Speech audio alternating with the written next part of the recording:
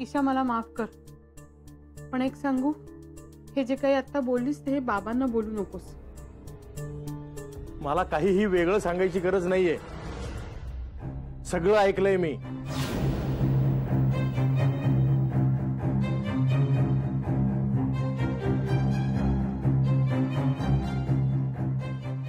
मला भीती होतीच. मला हीच भीती होती पुष्पा. अहो जाऊ दे ना, मला माफ करा खरंच. अगं काय माफ करा? जाऊ द्या म्हणे जाऊ द्या. मुलीच्या सासरी जाऊन हे असं वागणं शोभतं का आपल्याला? बाबा राहू दे ना. अगं राहू दे काय राहू दे? तरी मी हिला रोज फोन करून विचारत होतो की सगळं शिकवून झालं असेल तर परत ये परत ये, पण ही परत यायचं नावच घेत नव्हती. तेव्हाच मला शंका आली. अहो मी ना हे सगळं जे केलं ते मुलीच्या भल्यासाठी केलं. मनात दुसरा कुठलाही विचार नव्हता माझ्या. नेमकर मुलीच्या भल्यासाठी ती जबाबदारी आता विक्रांत सरांनी घेतलीये सांगतेय मला, आणि ती जबाबदारी ते उत्तम रीतीनं पार पाडतायत. ते दोघंही सुखात आहेत. नाही नाही, त्या शंका आहेत ना त्या फक्त तुझ्या मनात आहेत, कळलं? पण एक शब्द बोलू नकोस. बाबा तुम्ही नका ना चिडू. अगं चिडू नको तर काय करू? काय वाटलं असेल विक्रांत सरांना? किती केलंय त्यांनी आपल्यासाठी, या घरासाठी, आणि ही तिथं जाऊन त्यांच्यावरच शंका घेते. निमकर मला माफ करा, खरंच मला माफ करा. तुला जर माफी मागायची असेल ना तर तिथे विक्रांत सरांची आणि त्यांच्या कुटुंबाची जाऊन माग. बाबा असू दे. आईने जे काही केलं ते माझ्या काळजीपोटी केलं ना. तुझ्या काळजीपोटी काय?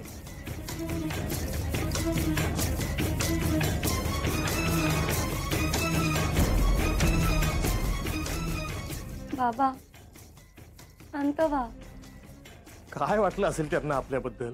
काय वाटलं असेल माय फ्रेंड विंगला तुमच्याबद्दल? ते सगळं तिच्याच भल्यासाठी चाललं होतं. तिच्या भल्यासाठी? कसं काय? तिला हवं होतं का हे सगळं? बोल ना सोन्या. तिने सांगितलं होतं का की तुम्ही फाइंड आउट करा त्या रूम मध्ये काय आहे म्हणून? अरे तिच्याच आईला क्युरिओसिटी होती म्हणून तर ती तिने तूच मला क्रिएट केली होतीस सोन्या. आय नो, तूच भरलं होतंस तिच्या डोक्यात हे सगळं. What ever. पण आमचा हेतू तरी चांगला होता, हे तरी पटतं ना तुला? कसं काय? हा, जर का दादाला त्या रूम बद्दल कोणालाही सांगायचं नाहीये आणि हे त्याने क्लिअरली सांगितलंय तर मग का मागे लागायचं त्याच्या? ही गोष्ट घरच्यांना माहिती असायला नको का? त्याने तुझ्या पर्सनल लाईफ मध्ये काय फरक पडतो Sonya? Listen Jaydeep, I just wanted to help Isha and that's it. Don't do it. Don't do it Sonya. कळलं? काहीही गरज नाहीये त्यासाठी दादाला दुखवायची. तो बिचारा इतकं सगळं करत असतो आपल्यासाठी आणि तुम्ही त्याला अजून त्रास दिला. आणि हे सेकंड टाइम घडतंय सोन्या. लास्ट टाइम तू दादाला त्याच रूम वरनं क्वेश्चन केलं होतंस इथे सगळ्यांसमोर, आणि यावेळेस तर सोन्या तू दादाची माफी मागायला पाहिजेस. मी? येस. आणि जोपर्यंत तू ते करत नाहीस तोपर्यंत मी तुझ्याशी बोलणार नाहीये. Because this is too much now. Jaydeep, Jaydeep, Jaydeep, listen to मी.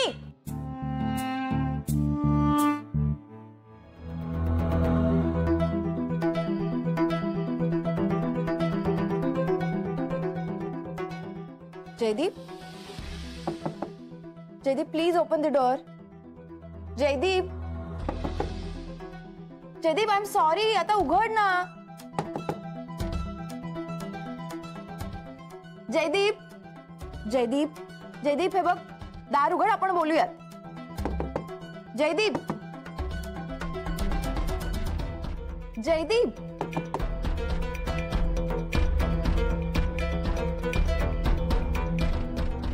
ईशा, अगं पण कशावरून त्या गजा पाटीलशी सरांचा काही संबंध असेल? रुपाली, तसं नसतं तर सरांनी सगळं का लपवलं असतं माझ्यापासून?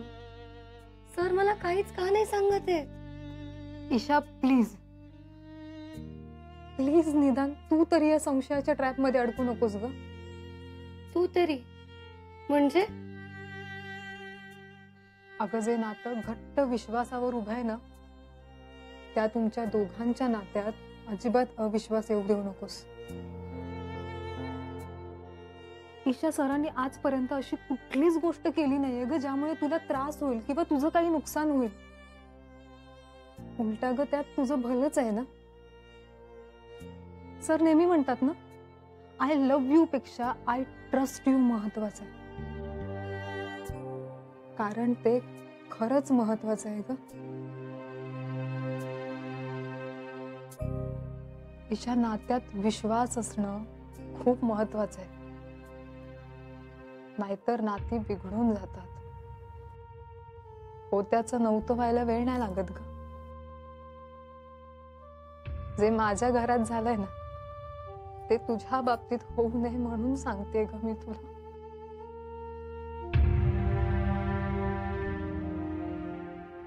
रुपाली,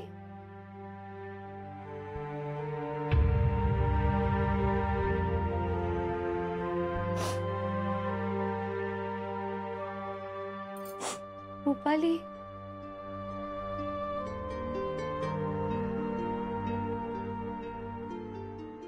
ईशा, आपल्या माणसांवर संशय घेणं फार वाईट असतं ग. त्यामुळे नाती अशी काही बिघडून जातात ना की मग आपलीच माणसं आपल्याच माणसांना सोडून निघून जातात ग. तू कोणाबद्दल बोलतेस? बाबा. तुझे बाबा? अगं पण रुपाली, ते तर नोकरीसाठी दुबईत असतात ना? हो, बाबा नोकरीसाठी दुबईत असतात. ते नाही येत ग इथे कधी. कधीच नाही येत. लोकांना काय वाटतं, संसारासाठी पैसे लागतात ना, ते कमवण्यासाठी बाबा दुबईला असतात. म्हणजे तसं नाहीये. नाही ग, तिच्यात तसं काहीच नाहीये ग.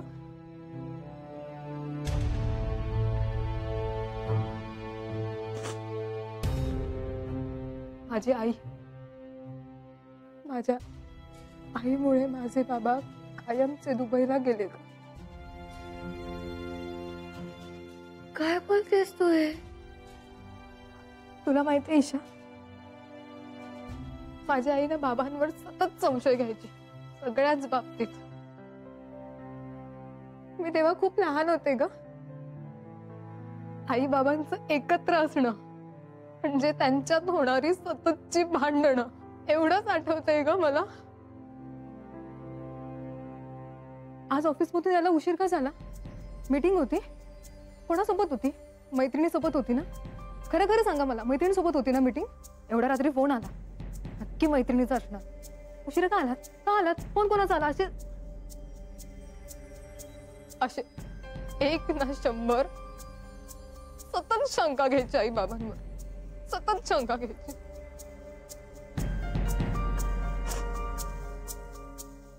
त्याने बाबा वैतागले ग, खूप वैतागले. साहजिकच आहे, वैतागणारच ना. त्यांना कळून चुकलं की या बाईला समजावून ना काहीच उपयोग नाहीये. ती शंका घेतच राहणार, सुधारणा होणार नाही त्यात काय. कारण नात्यात विश्वासच उरला नव्हता ग. शेवटी करणार काय? माझा जन्म झाला होता ग, त्यामुळे कदाचित बाबांना शेवटचं पाऊल उचलायचं नसेल. मग ऑप्शन काय?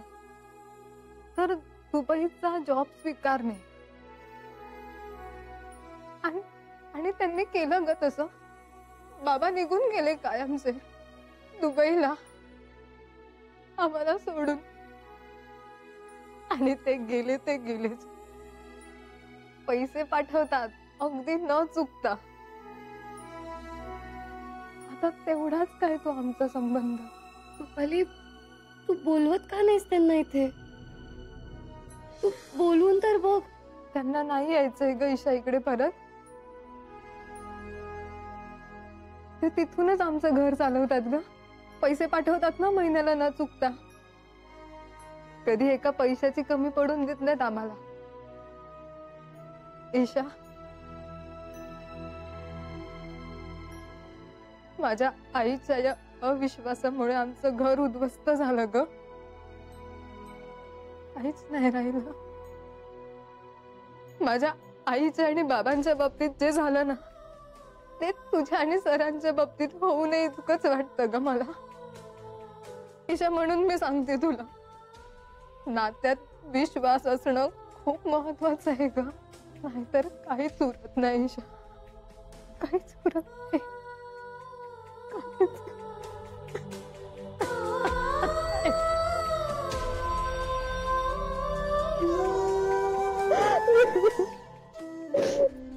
ऐक माझं ईशा, ऐक माझं.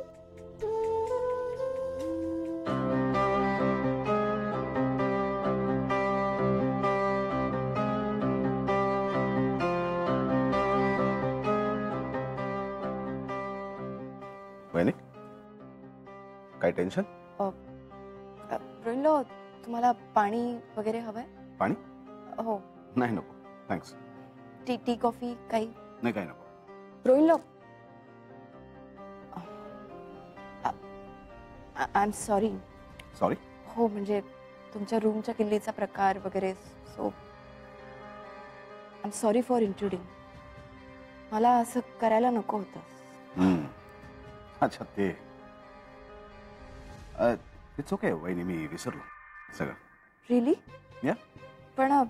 पण ते जयदीपला विसरता येत नाहीये. का, काय झालं? म्हणजे माझ्यामुळे तुम्हाला त्रास झाला, सो तो चिडला आणि रूम मध्ये बसलाय. अरे बाप. आणि मला वाटतं जोपर्यंत मी तुमची माफी नाही मागत तोपर्यंत माझ्याशी बोलणार पण नाही. मग तुला आता त्याला मनवायला पाहिजे. या, मला कळत नाहीये काय करू. पिझ्झा पेस्ट्री ऑर्डर करते, म्हणजे तो खुश होईल. नाही नाही नाही वहिनी, ह्या गोष्टी सगळ्या जुन्या झाल्या. काहीतरी नवीन शोधलं पाहिजे. नवीन? व्हॉट नवीन गोष्ट? त्याला एखादी गोष्ट सांग. गोष्ट? गोष्ट नाही येत मला कुठली. मग ईशाला सांग, सांगायला.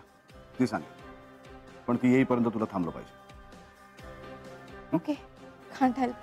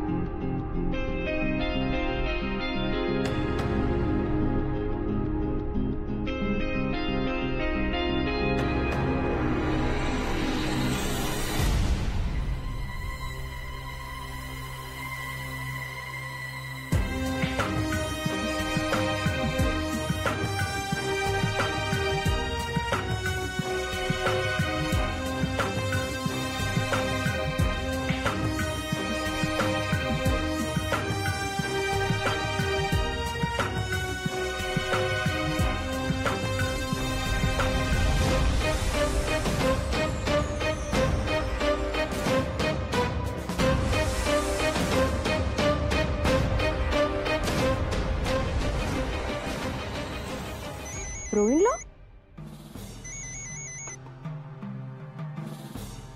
हॅलो. सोन्या वहिनी, तुझ्या उपयोगाची गोष्ट मिळाली. काय?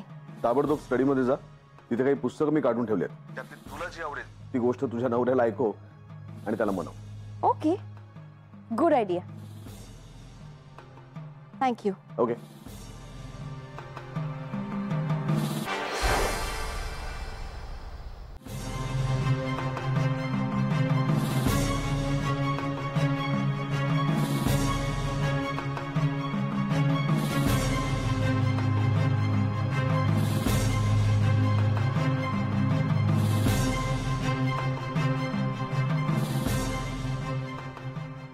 इतक्या सगळ्या स्टोरीज, सो बोरिंग.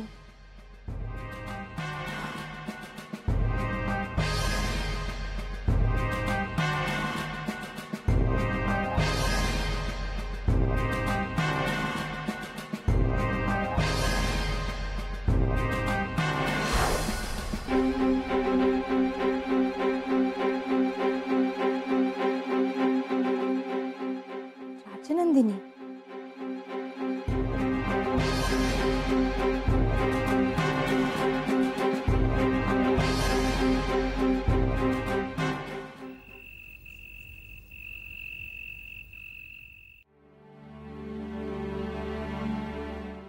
अहो कॉफी करू का?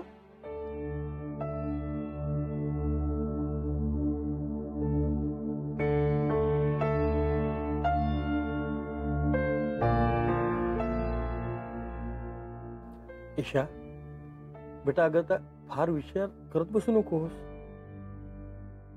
जे झालं ते झालं. वागतात लोक अविचाराने,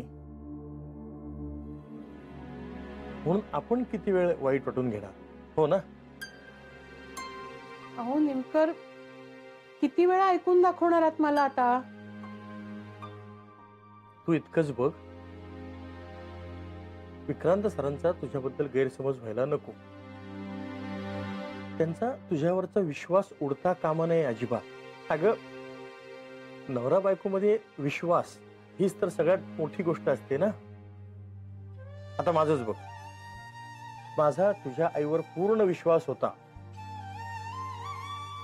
की ही तिकडे जाऊन नक्की काहीतरी गडबड करणार, आणि तिने ती केलीच. माझा विश्वास सार्थ ठरवला. अहो नेमकर, अहो मी चुकले, कबूल केलं ना. किती वेळा चूक कबूल करू आता? ऐका ना, कॉफी करू का? ठीक आहे, कर.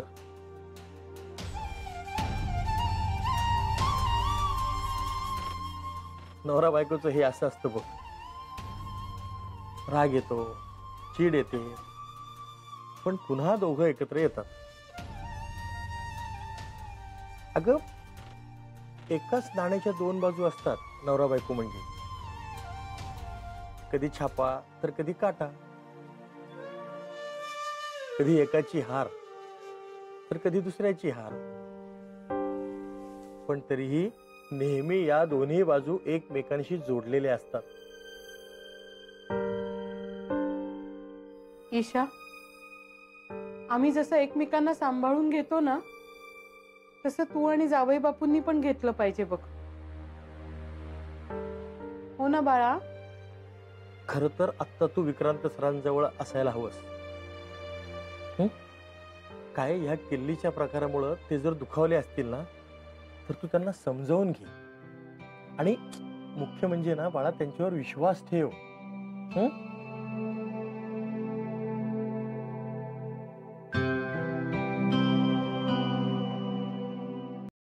जैडू, जैडू,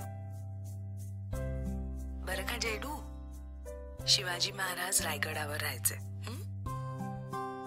या किल्ल्यावर जायला त्याचे दरवाजे सोडल्यास कुठलाच दुसरा मार्ग नव्हता. आणि शिवाजी महाराजांचा असा नियम होता की सूर्योदयाला उघडलेले दरवाजे सूर्यास्ताला बंद होतील, आणि मग ते दुसऱ्या दिवशी सकाळीच सूर्योदयाला उघडतील.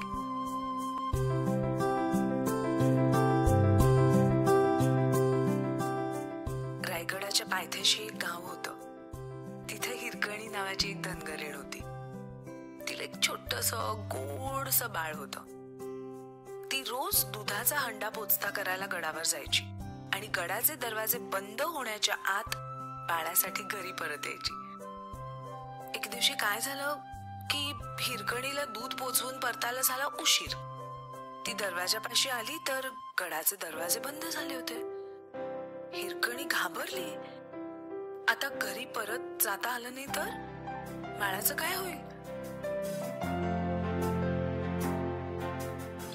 तिने खूप विनंती केली, माझं बाळ घरी एकटं आहे, मला जाऊ द्या. पण तरीही गडकरी दरवाजे उघडायला काही तयार झाले नाहीत. शिवाजी महाराजांची आज्ञाच होती तशी. हिरकणीला आपल्या छोट्या बाळाची काळजी वाटू लागली. बाळासाठी लगेच घरी जाणं तिला गरजेचं होतं, पण गडाचा नियम पक्का होता. मग तिनं काय केलं असेल जैडू?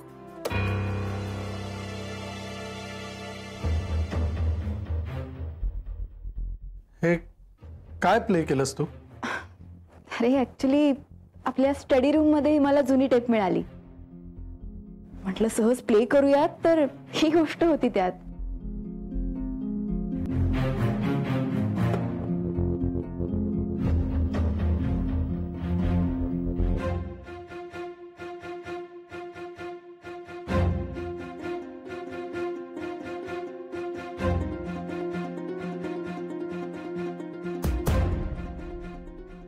राजनंदिनी.